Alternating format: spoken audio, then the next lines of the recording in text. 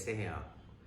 आज हम लोग गान गुरु के एक 460 डायना 460 मैग्नम राइफल का रिव्यू लेके आए हैं।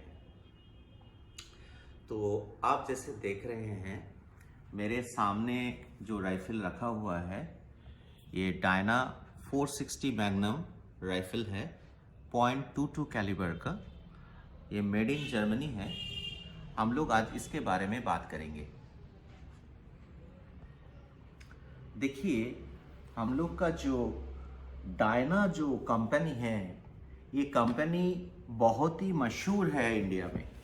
ये डायना कंपनी एक्चुअली 1890 में फॉर्म हुआ था और ये पहले से ही काफ़ी सारे एयर गन्स, एयर राइफल का प्रोडक्ट्स ये कंपनी बनाया है और ये एक बहुत ही बढ़िया कंपनी है जो सारे दुनिया में मशहूर माना जाता है। खास करके इंडिया में इंडियंस लोगों में ये डायना राइफल का बहुत ही पॉपुलैरिटी है। तो इसका काफ़ी सारे प्रोडक्ट्स है, ब्रेक बैरल है, अंडर लीवर है, साइड लीवर है, बहुत सारे हैं। तो ये जो 460 मैग्नम है ये अंडर लीवर कैटेगरी में आते हैं। तो आज हम लोग इसका बात करेंगे, इसका जो परफॉर्मेंस है वो परफॉर्मेंस के बारे में बात करेंगे, इसका बेनिफिट्स क्या है और इसका कॉन्स भी क्या है। हम लोग वो सारी चीज़ इसमें आपसे डिस्कस करेंगे डिटेल में। पर ये जो रिव्यू है, अगर हम लोग सारी चीज़ डिस्कस करेंगे तो ये रिव्यू थोड़ा लंबा हो जाएगा। तो हम लोग कोशिश करेंगे इसको पार्ट बाय पार्ट डिस्कस करने के लिए। तो पहले आते ही इस राइफल का ऑपरेशंस के बारे में और स्पेसिफिकेशंस के बारे में। देखिए, पहला चीज़ जो है, ये जो राइफल है, ये राइफल पहला चीज़ जो आपको देखने को मिलेगा, ये राइफल काफ़ी हेवी है। इसमें एक स्कोप लगा हुआ है, ये हॉक का स्कोप है। ये स्कोप इस राइफल के साथ नहीं आता है, इसको आपको अलग से खरीदना पड़ेगा। ये मैंडेटरी नहीं है। इसमें एक 11 मिलीमीटर का डोवटेल दिया हुआ है जहाँ पे ये स्कोप माउंट हो सकता है। और इस स्कोप को छोड़ के ये राइफल करीबन कुछ 4 केजी के आसपास है, जो कि काफ़ी हेवी है एक एयर राइफल के हिसाब से। जैसे आपका अगर डायना आप 350 मान लीजिए या डायना 27, डायना 35, बहुत सारे मॉडल्स हैं। तो मेरा मानना ये है कि apart from the side lever version जो डायना 54 या 52 है, उसको छोड़ के यही सबसे हेवी राइफल मेरे को दिखता है। तो ये करीबन 4 किलो के आसपास इसका वेट है और इसमें अगर स्कोप लगाएंगे तो ये करीबन 4.5 केजीज का आसपास इसका वेट आएगा, जो कि काफ़ी हेवी है। तो ये इसका एक ड्रॉबैक भी है, एडवांटेजेस भी है, क्योंकि ये जब आपका मैग्नम स्पेसिफिकेशंस का राइफल है तो इसका बैलेंस करने के लिए रिकॉइल को ये वेट रहना ज़रूरी है। पर प्रॉब्लम ये है कि इसको आप ज़्यादा देर तक कैरी नहीं कर सकते, इसको ज़्यादा देर तक होल्ड नहीं कर सकते। ये इसके एक ड्रॉबैक है। आते हैं इसका बारे में। तो देखिए, ये जो राइफल है इसका ओवरऑल लेंथ है कुछ 45 का लेंथ है और इसका जो बैरल है ब्रिज से लेके इसका मजल तक जो इसका लेंथ है ये करीबन 18 इंचेस का इसका लेंथ है। और इसका जो बैरल है ये पूरा राइफल्ड बैरल है। राइफल्ड बैरल में इसका 12 ग्रूव्स है, 12 ग्रूव्स है, माइक्रो ग्रूविंग्स है और 12 ग्रूव्स है। और 12 ग्रूव्स में इसका एक सबसे बड़ा खासियत ये डायना राइफल का है, जो इसका जो ग्रूव्स है वो हेक्सागोनल ग्रूव्स है। तो जो कि काफ़ी मॉडर्न है, अल्ट्रा मॉडर्न नहीं है, फिर भी ये मॉडर्न है, हेक्सागोनल ग्रूव है। इसमें एक्यूरेसी अच्छा मिलता है आपको। इसमें एक इंटरेस्टिंग फैक्ट ये है कि डायना का जो बैरल है, ये बैरल डायना खुद मैन्युफैक्चर नहीं करता है। डायना का बैरल ज़्यादातर आप ये लोग वॉल्थर कंपनी से मंगवाता है। ये वॉल्थर इसका बैरल प्रोड्यूस करता है और डायना को सप्लाई करता है। तो इसका जो बैरल है ये बैरल वॉल्थर ने बनाया है, डायना खुद इसका बैरल मैन्युफैक्चर नहीं किया। तो इसका ऑपरेशंस के बारे में आते हैं कि ये कैसे फंक्शन करता है।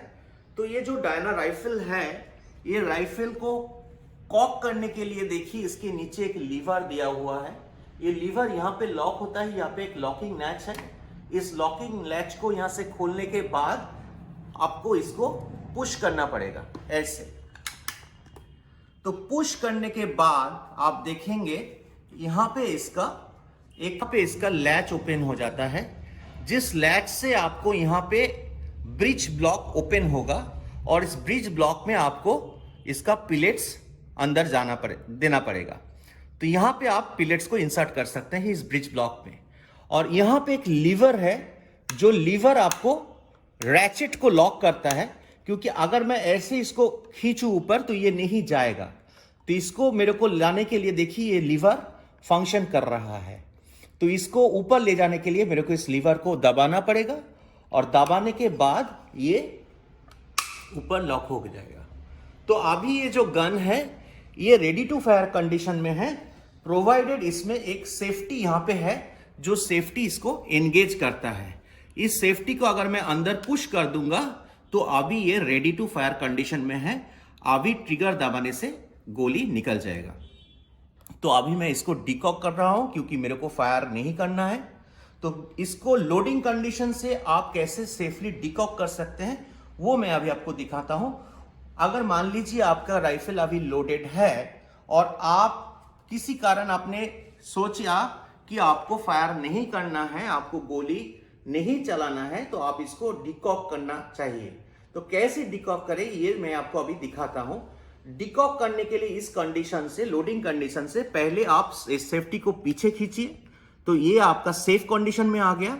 उसके बाद गन को ऐसे ऊपर उठाइए और इस कॉकिंग लीवर को आप ऐसे पूरा नीचे दबाइए और पूरा नीचे दबाने के बाद इसको थोड़ा नीचे प्रेस कीजिए। प्रेस करने के बाद आप ट्रिगर को ऐसे दबाइए तो एक क्लिक साउंड आएगा। तो उसके बाद ये जो आपका जो सेफ्टी लीवर है इसको थोड़ा यहां से खींचिए और धीरे धीरे धीरे धीरे आप कॉकिंग लीवर को ऊपर ले लीजिए। तो ये आपका गन अभी डिकॉक हो गया और इसमें अभी गोली नहीं है। तो अब अगर ट्रिगर को आप दबाएंगे तो ये फायर नहीं करेगा। तो ये हुआ इसका कॉकिंग एंड डिकॉकिंग मैकेनिज्म। अभी बात करते हैं इसका पावर के बारे में। देखिए ये 460 मैग्नम जो है, ये नाम में 460 मैग्नम है, तो ये इजीली हम लोग गेस कर सकते हैं कि एक मैग्नम कैटेगरी का राइफल है जो कि हंटिंग के लिए बनाया गया है। तो इसका जो वेलोसिटी है ये .22 कैलिबर के लिए करीबन 850 fps का आता है और 177 के लिए करीबन 1050 fps का आता है। पर ये डिपेंड करता है आपका किस तरह का पिलेट आप यूज कर रहे हैं। लाइट पिलेट यूज करेंगे तो ये 1200 fps तक भी जा सकता है 177 कैलिबर के लिए, और 1000 fps भी जा सकता है .22 के लिए अगर पिलेट्स का ग्रेन लाइट है तो। एक्यूरेसी के मामले में ये राइफल बहुत ही एक्यूरेट है। ये सिंगल होल ग्रुप नहीं देता है, मैं नहीं कर सकता ये मैच ग्रेड एक्यूरेसी आपको इस राइफल से मिलेगा, बट अराउंड 20-25 ईयर्स से आपको 1 इंच से 1.5 इंच का ग्रुपिंग इस राइफल में मिल ही जाएगा अगर आप स्टेडी पोजीशन से फायर कर रहे हैं ऑफ एंड शूटिंग में। ये जो राइफल है ये राइफल होल्ड सेंसिटिव नहीं है, मतलब कुछ राइफल्स होता है जिसको फायर करने के लिए आपको हमेशा एक तरह से ही होल्ड करना पड़ता है, तो अगर दूसरा तरह से होल्ड करेंगे तो उसका एक्यूरेसी डिफर कर सकता है। डायना इस मामले में थोड़ा फॉरगिविंग है, तो ये होल्ड सेंसिटिविटी नहीं है, आप इसको अपने हिसाब से होल्ड कीजिए, आपका एक्यूरेसी में ज्यादा फर्क नहीं आएगा। अभी बात करते हैं इसका जो फंक्शनलिटीज है, इस फंक्शनलिटीज के बारे में। तो देखिए इसका जो ट्रिगर मैकेनिज्म है, ये ट्रिगर है T06 ट्रिगर है, इसको बोलते हैं T06। अब इस ट्रिगर में T06 में आने से पहले मैं बताना चाहता हूं ये T06 ट्रिगर क्या है। देखिए डायना जब पहले मैन्युफैक्चर कर रहा था अपना जो एयर राइफल, तो उसमें जो ट्रिगर था वो ट्रिगर बॉल बियरिंग ट्रिगर्स था। बॉल बियरिंग ट्रिगर्स क्यों बोलते हैं उसको ना, उसमें एक पिस्टन आता है, वो पिस्टन को 3 बॉल उसको पकड़ता है 60 डिग्री एंगल्स में, तो 60-60 करके 3 बॉल उसको ऐसे पकड़ता है और उस ट्रिगर को पिस्टन को लॉक करता है। तो वो बॉल क्या करता है, बॉल पिस्टन को होल्ड करता है और वो बॉल के ऊपर एक और केसिंग रहता है, वो केसिंग बॉल को दबा के रखता है ताकि वो पिस्टन निकल ना जाए। जैसे ही आप ट्रिगर दबाएंगे तो ऊपर वाला केसिंग हट जाता है और नीचे से बॉल लूज हो जाता है और वो पिस्टन निकल जाता है। तो ये जो मैकेनिज्म था, इस मैकेनिज्म को हम लोग बॉल बियरिंग ट्रिगर बोलते हैं, जो आपको खास करके डायना मॉडल 27, डायना मॉडल 35 में दिखने को मिलेगा।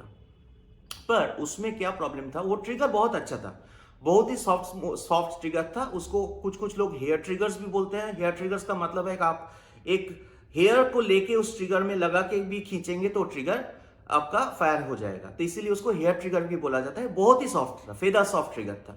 पर उसमें ऐसा प्रॉब्लम भी दिखा गया है कुछ केस में कि लोग जैसे ही अपना गन को कॉक किया, कॉक करने के बाद जैसे ही उसको क्लोज किया तो कभी कभी देखा गया कि वो ट्रिगर रिलीज हो गया, फायर हो गया। वो फेल सेफ मैकेनिज्म नहीं था, खास करके जब आप मैग्नम पावर स्प्रिंग यूज कर रहे हैं तो 2735 में जो स्प्रिंग था वो मैग्नम ग्रेड स्प्रिंग नहीं था, तो इसलिए वो काम करता था। पर उसमें हाई परफॉर्मेंस व हाई पावर स्प्रिंग लगाने में से वो कभी कभी मेल फंक्शन भी करता था।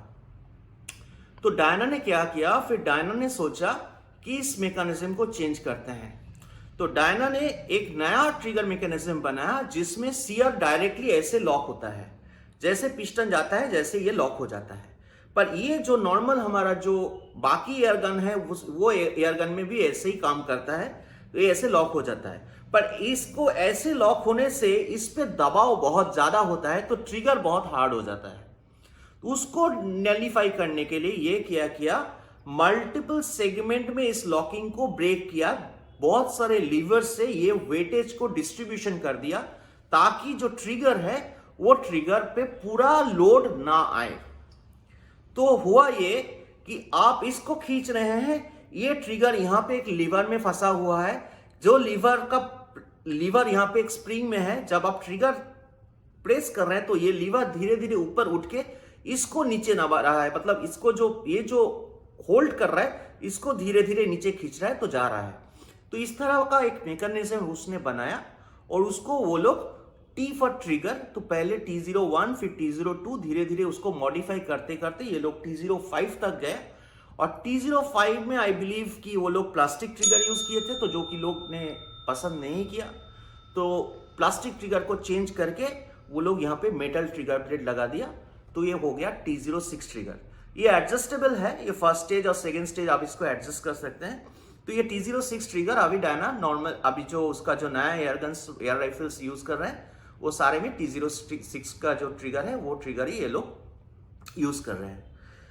तो ये हुआ ओवरऑल स्पेसिफिकेशंस। और ये ऑब्वियसली दोस्तों ये वीडियो थोड़ा लंबा हो रहा है। ये डायना के बारे में मैं तो 1 घंटा तक भी बात कर सकता हूँ, पर ये वीडियो इतना लंबा हो रहा है तो मेरे को अभी यहाँ पे रुकना पड़ेगा। नेक्स्ट पार्ट में हम लोग इसको कंटिन्यू करेंगे और इसका फायरिंग कैसे, actual firing, loudness, accuracy, range, इसके बारे में भी बात करेंगे।